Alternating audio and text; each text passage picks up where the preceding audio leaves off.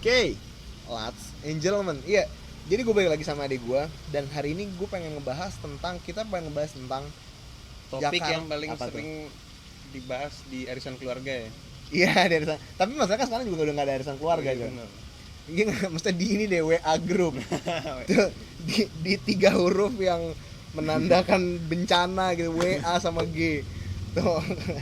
Itu jadi pembahasan. Nggak tahu sih kalau di WA G jadi pembahasan apa enggak. Cuma kalau di kantor kakak tuh misalnya atau belanja apa deh, misalnya kita ke Indomaret atau apa gitu, ketemu orang ngobrol gitu kan, pasti omongannya gitu, Jakarta sekarang kayak lebaran ya gitu. Tuh. Gini, gua Jakarta sekarang sepi nih, kasih semua lu semua tahu, bukan cuma Jakarta lah, gua rasa lu tinggal dimanapun sekarang pasti kalau lu keluar sepi. Dan juga kan emang anjurannya buat nggak keluar kan, ya emang sebaiknya nggak keluar. Cuma gini, kadang-kadang ada momen-momen yang dimana lu harus keluar rumah. Contohnya misalnya paling simpel aja deh, lu pasti kan perlu makan kan, beras, pasti lu beli beras ke supermarket atau ke mana lah lu beli lah, misalnya ke agen atau apa gitu, lu pasti kan harus keluar rumah kan, Bikin video. bikin video gini juga keluar rumah. Makanya ada momen-momen tertentu di mana lu harus keluar rumah gitu. Dan kalau gua, contohnya gua keluar rumah itu saat kerja, karena gua nggak work from home, jadi gua masih berangkat kerja setiap hari PP. Wah, dan itu surga banget rasanya. Karena gini, Con, kalau gue biasanya berangkat itu, jadi sekarang nih kebetulan gue lagi tinggal di Cakung, terus kantor gue di Kuningan. Nah, itu biasanya gue tuh harus berangkat jam 6:30. Karena sebenarnya gini, gue masuk jam 9, tapi 8:30 lah. Tapi gini, masalahnya kalau udah berangkat jam 7 tuh pasti macet.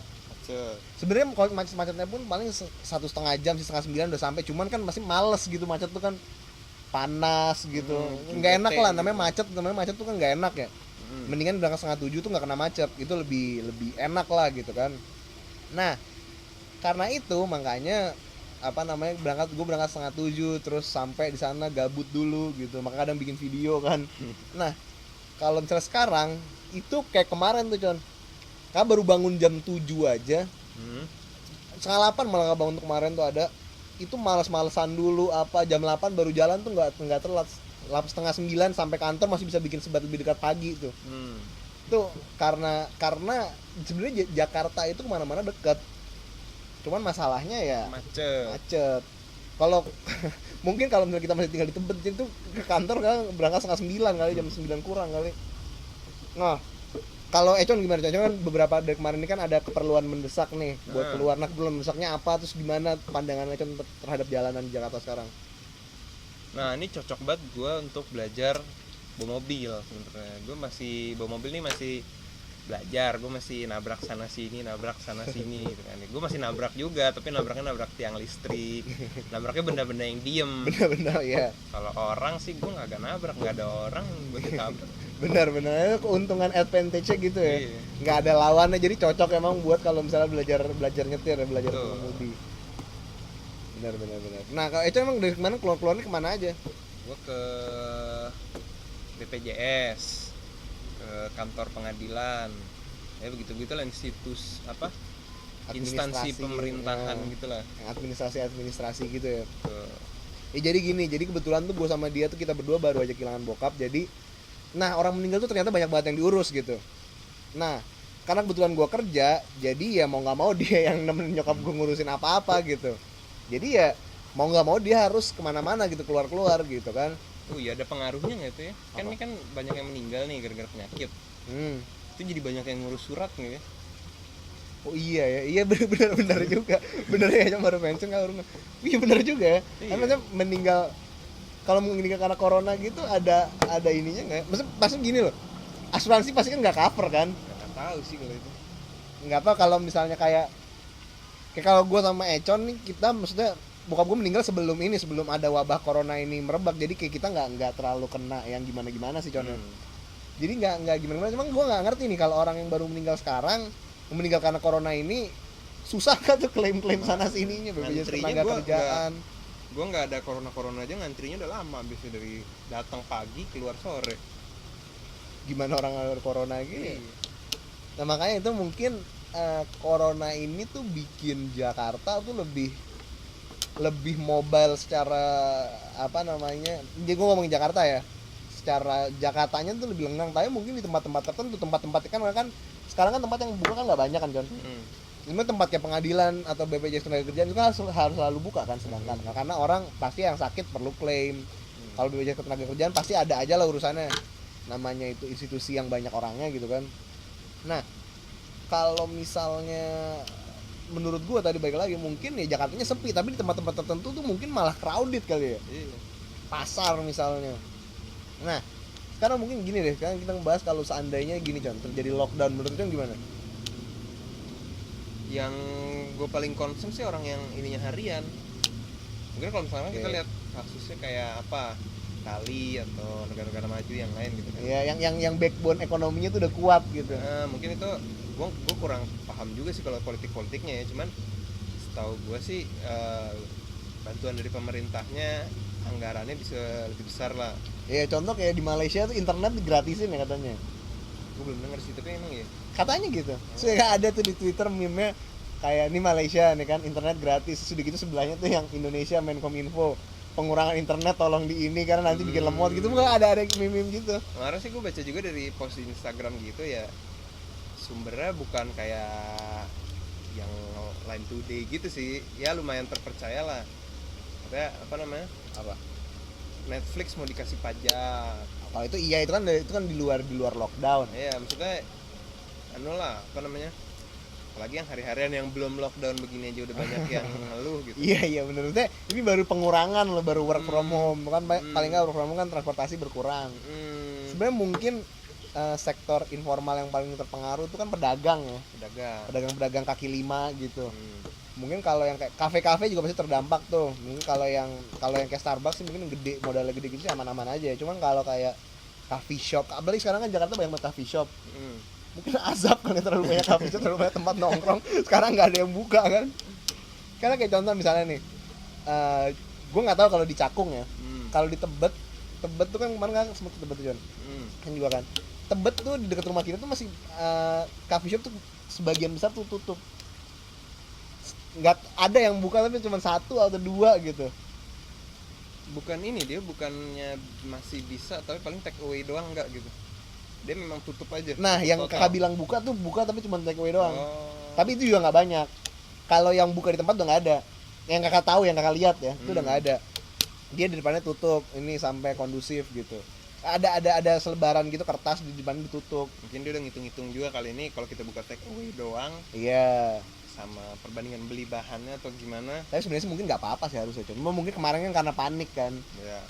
Katanya tuh ada apa namanya dari kecamatannya itu disebarin jangan buka dulu. Kemarin katanya mungkin yang buka tuh yang masih bandel aja kali. Nah, pertimbangannya berarti kan dari kita berdua ini kan masalah kalau lockdown terjadi itu kan sektor informal. Dan yang paling parah motor-motor kayak gini pasti masuk kan suara kesini. Coba lu keganggu banget nggak sih kalau nonton terus ada beng gitu. Sungguh gini loh, gue suka suara knalpot kayak gitu, cuman setelah gue pikir-pikir kayaknya ganggu orang juga. Nah, baik lagi nih masalah apa namanya nih sektor informal yang baru-baru ini ada, Con. Apa tuh? Ojol. Kan pekerjaan hitungannya baru lah kan, baru 6 6 tahun belakangan lah mungkin. 6 tahun belakangan. Ojol ini kan sekarang orang kayaknya yang dulunya nggak tahu mau ngapain gitu sekarang banyak yang jadi ojol kan. Tuh. Nah, maksudnya cuman gini. Modal ya ada motor Iya. boleh minjem juga. Minjem saudaranya, minjem tetangganya gitu kan. Nah, terus gue gini loh. Ini untuk nyuruh orang-orang kayak gitu supaya percaya susah kan.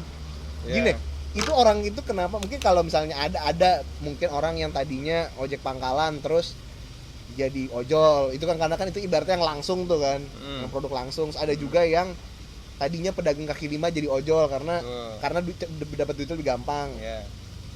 Atau mungkin ada juga orang yang tadinya itu ya pengangguran aja gitu. Jangan sampai situ dulu, Con. Kamu mau ngerilis dari yang oh, ini. Gitu, iya. Tapi nanti terakhirnya sih itu.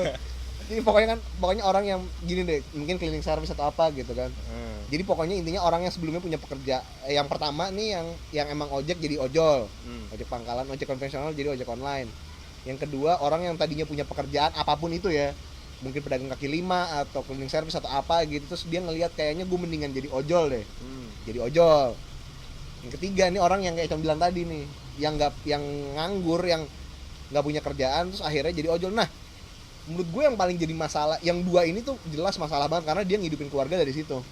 Iya kan, dia pasti mereka punya istri anak, kebanyakan ngisi anak, hidupin anak dari situ, cicilan motor, tapi cicilan motor kan katanya ditangguhkan. Ya pokoknya kehidupan, tapi kan beras yang terbeli kan. Nah itu yang terakhir ini juga pengangguran. Masalahnya gini, gue lumayan kenal sama beberapa orang yang memilih untuk tidak bekerja lah gitu, dan akhirnya ada yang jadi ojol gitu salah satu. Tapi emang gini, ada yang emang satu bakat jadi ojol. Karena maksudnya gini loh, menurut gue ojol itu pekerjaan yang gini, gue pun kaget gitu, gue ngelihat ojol tuh motornya PCX, NMAX, itu kan motor-motor mahal semua, banyak con. Aerox itu kan motor-motor mahal semua, lebih bagus daripada motor kakak. Terus gue gini, dan tapi ada juga yang biasa aja motornya, dan ada juga yang ngeluh, tapi ada juga gini. Dan kebetulan gue punya saksi hidup gitu, teman deket gue yang dia emang bakat jadi ojol. Dia paham sistemnya, paham, iya sistemnya, cara nyari duitnya, dia paham. Tapi kerja keras juga dia. Itu kan? kerja keras. Jadi mungkin orang kalau di hidupnya itu kerja keras sampai segini, orang yang curang bisa sampai segini. Tapi kalau curang sama kerja keras ya segini gitu. Bener. Dan dia ini berbakat lagi jadi. Cuman gini, dan apa namanya, kita ngomongin orang ini nih, John, si B ini tuh enggak udah B. Ya kan kita kan kalau A kan terlalu umum. Si B ini tuh apa namanya? Kita kasih bocoran dikit aja deh. Ini gue kasih bocoran, temen gue si B ini apa namanya, sebut saja si B ini tuh dia pernah bahkan sampai sebulan 36 juta dari ojol. Dan dia pun sekarang nggak terganggu, Con. Dia sekarang malah makmur di ojolnya. Karena dia ojolnya spesialis antar makanan. Jadi sekarang malah makin banyak orang antar makanan, jadi dia nggak terpengaruh karena dia emang jarang bawa penumpang. Gitu. Ya itu kan gini, balik lagi, semuanya pinter-pinternya kita kan. Gimananya. Jadi ya gitulah gitu. Mungkin berarti kalau misalnya emang lockdown terjadi, pasti yang disusahin ya sektor informal. Kalau sektor formal gitu kayaknya sih, kalau misalnya kayak gue nih, gue kerja di kantor gitu, itu kalau misalnya seandainya bener lockdown atau gimana, gue rasa sih masih dapat gaji, enggak pun juga nggak apa-apa, tapi maksudnya gue masih punya pekerjaan gitu. Nah satu lagi yang gue agak kesel gitu dengernya, orang-orang yang pakai istilah covidiot, tau nggak? Iya, tahu. Jadi apa namanya, udah pokoknya dia bener-bener garis keras di dalam rumah aja mengisolasi diri gitu, tapi kenyataannya nggak bisa gitu.